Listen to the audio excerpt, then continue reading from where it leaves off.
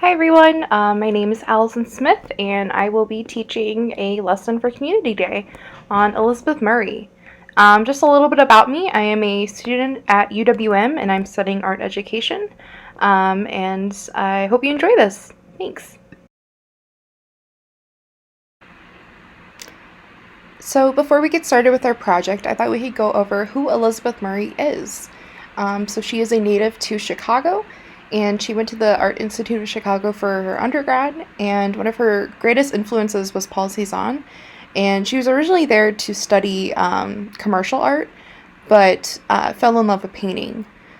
So after she got her undergrad and her master's, she moved on to New York City, where she had 60 solo exhibitions.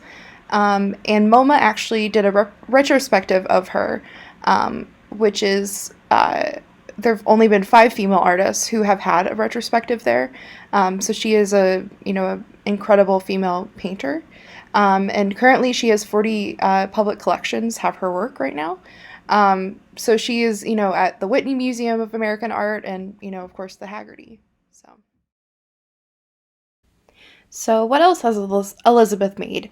So I chose these 2 different paintings because I feel like they kind of contrast each other from their time periods. So the first one, Bop, is from 2002, and the second one, Her Story, from 1982. So you can both see how they have these bold shapes and colors, and they're really fun. I love that her process is very custom because she has people who made these canvases for her from scratch. So, they had to stretch the canvases to these funky shapes, which I thought is pretty cool. So the piece I wanted to take inspiration from for this project is Shack, and you can find this at the Haggerty. I really enjoyed it because it is three-dimensional. You can notice with the ends of those, triangular shapes, they kind of fold off the two-dimensional plane. So I wanted to think about, something kind of sculptural for this project.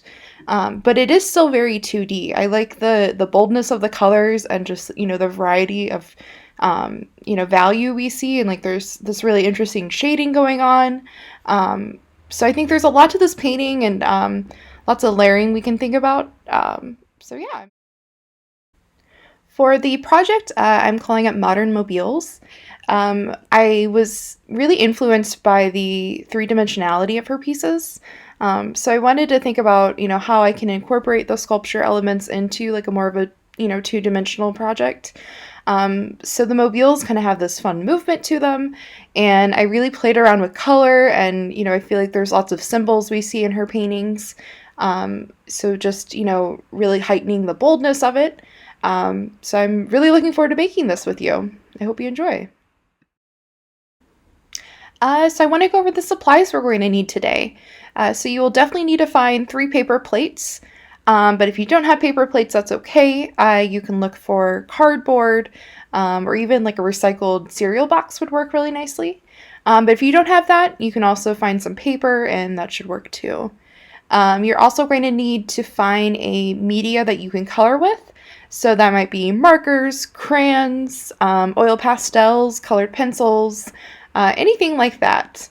You'll definitely need a pair of scissors. I found these funky scissors that I was using that had some interesting edges to them, where I got some cool texture, but if you don't have those, that's okay. Some glue sticks, tape or masking tape. If you have a hole puncher, that would be nice, but again, not required.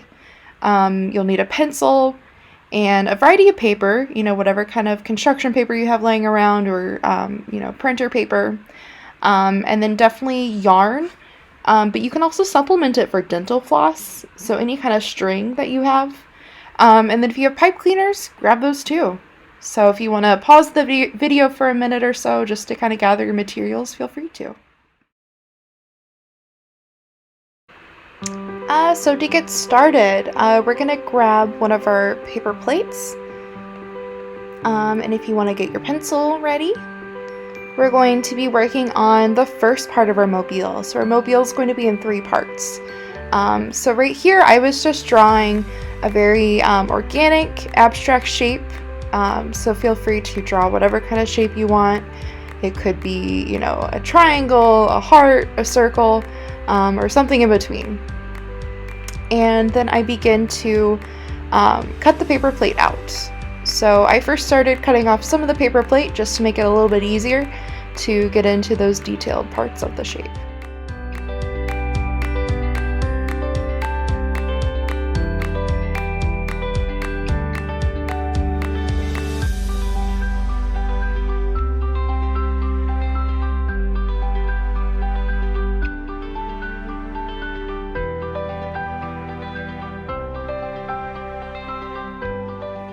So the next part of the project is going to be kind of this collage element. So as we saw in her pieces, there is lots of layering with different shapes. So I will be using paper to cut out some fun, bold shapes. So you can see I had those funky scissors. But I had some shapes I pre-cut, but you can, you know, kind of cut as you go. So I first wanted to kind of figure out an arrangement of my shapes before I started to glue. So you can see I'm kind of playing with composition and what looks nice on top of each other. So take the time to really think about how your shapes will work together.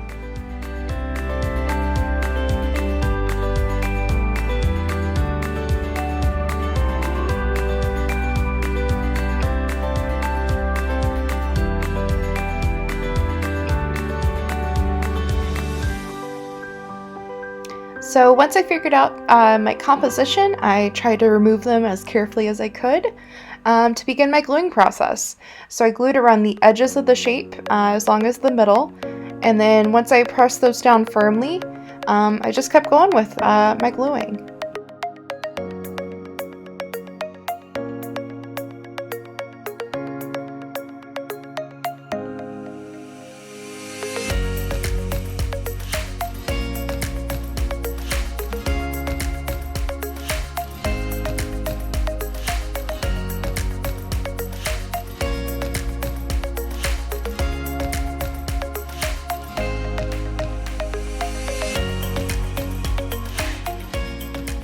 Okay, so we're moving on to my favorite part, which is the designing and coloring part of it. So I decided to work with marker first and then oil pastel, just because marker doesn't go on top of oil pastel, but oil pastel can go on top of marker. So I wanted to start off with some bold designs, so I started creating textures, so lots of hatch marks and so on.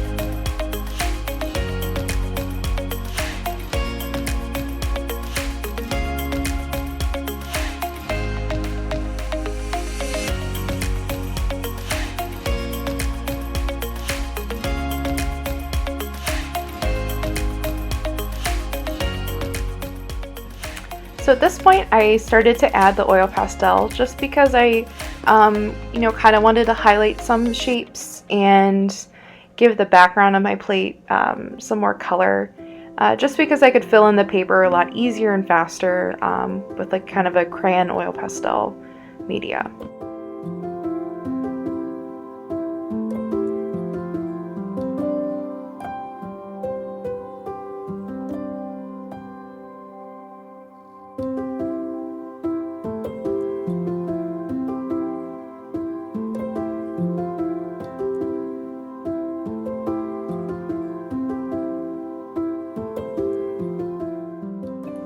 So that's the first part of our mobile. So this will be the top part of it. We will be repeating this process 2 more times, so you should have a total of 3 parts to your mobile. So again, I'm going to go in and kind of design another shape for the middle part of the mobile and then cut it out.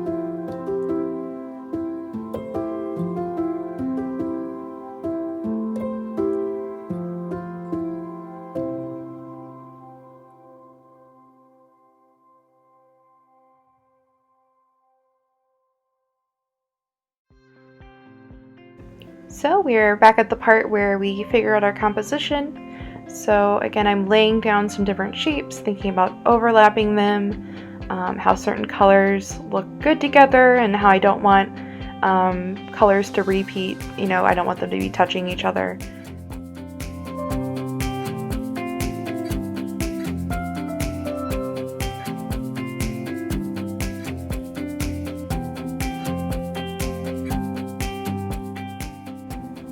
So here you can see that the shape didn't completely stick down to the plate. Sometimes it helps to apply some glue to the plate directly too. That way you know it's going to stay.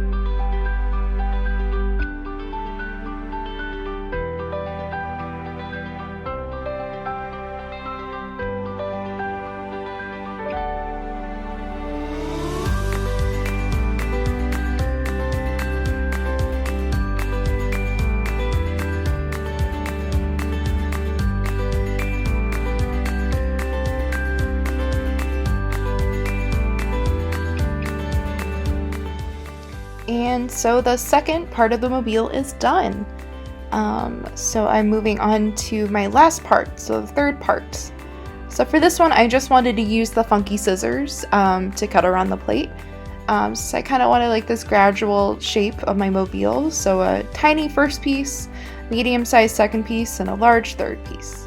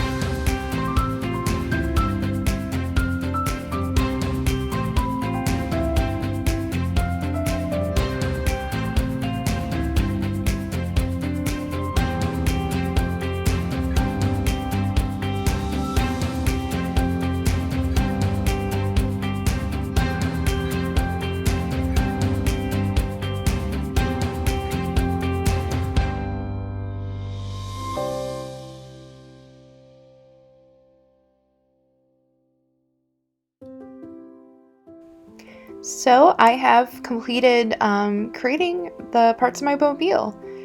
So you can see them on top of each other here.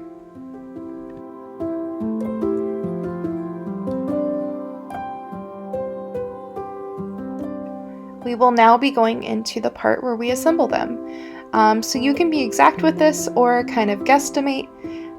So if you want to, you can find the center of your plate and then poke a hole through it. But for me, I was just kind of guessing because I kind of wanted my mobile to be a little wonky when it hung. So what I suggest to make the hole is you can use a pencil, and this might be good if you have an adult with you for them to help you with this part. But you can kind of puncture a hole through the plate, and then you can press more into it to create the hole or make the hole a little bit bigger. And then to make sure you have the hole where you want it to be on the second plate, you can lay it on top of it and then kind of draw a circle through it, so then you can mark the back of the next plate. So I did this 2 more times. So you can see I'm making a dark circle on the back, so I know where to puncture it with my pencil to poke the hole.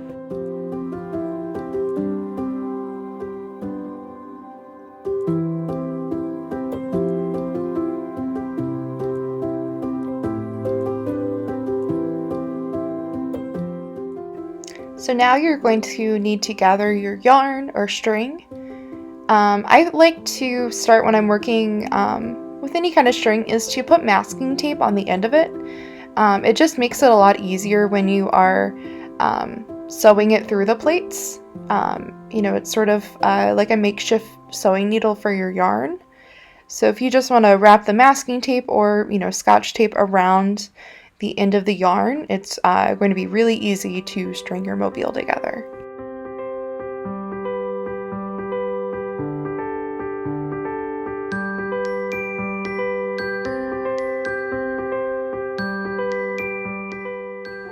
So I'm going to start with the bottom plate, so what might be the biggest plate you have, and sew upwards from the plate.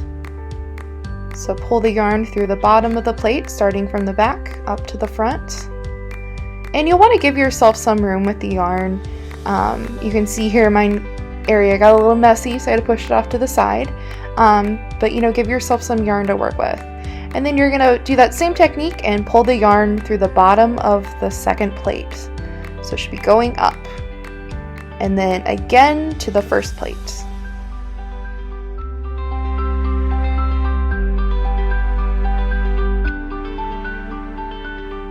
So once you pull your string all the way through all of your plates, you're going to tie a knot at the end of the string. I suggest doing a double knot. Once I tied this first one, it actually fell through because my hole was too big. So I had to restring it back through the top plate. And I just made a bigger knot so it wouldn't go through.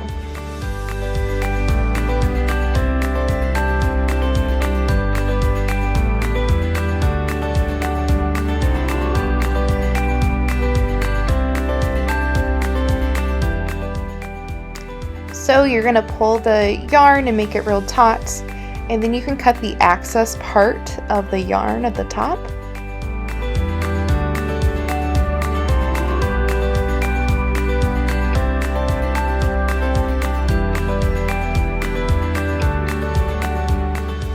So with this next part, you're going to have to determine how much room you want between the top and the middle pieces. So once you determine that, you're going to hold it with your other hand and grab some masking tape. So it might be easier if you pre-tear your masking tape and have it ready to go. That way you don't lose your spots. But I decided to put masking tape down twice just to really make sure it was not going to move.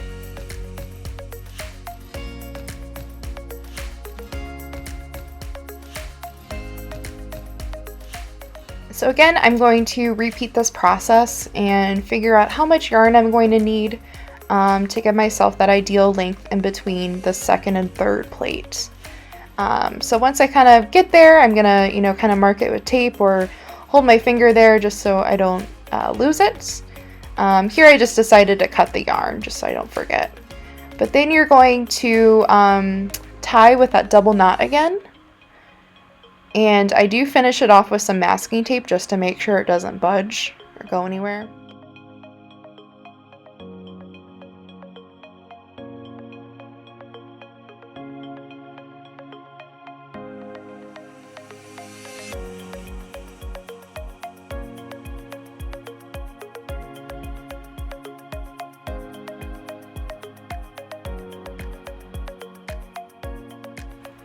So we are actually at the last part of the stage. You can use a hole puncher or your pencil again, but we're just going to make 2 holes at the top of the first plate so we can hang it. So for me, I decided to use pipe cleaner as my material to hang it with, but you can also use the yarn or string that you have. I just thought this was a lot easier to connect it, and it was really easy to bend it.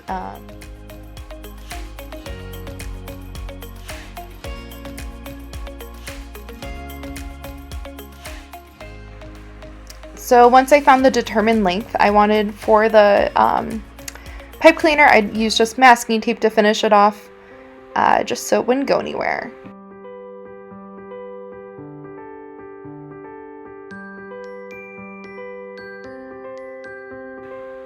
So once you have this all taped down, you're all done. So just be sure to hang it up and maybe make a couple more. Thank you so much for watching this video. I just want to thank the Haggerty for hosting this amazing community day, and have a wonderful day.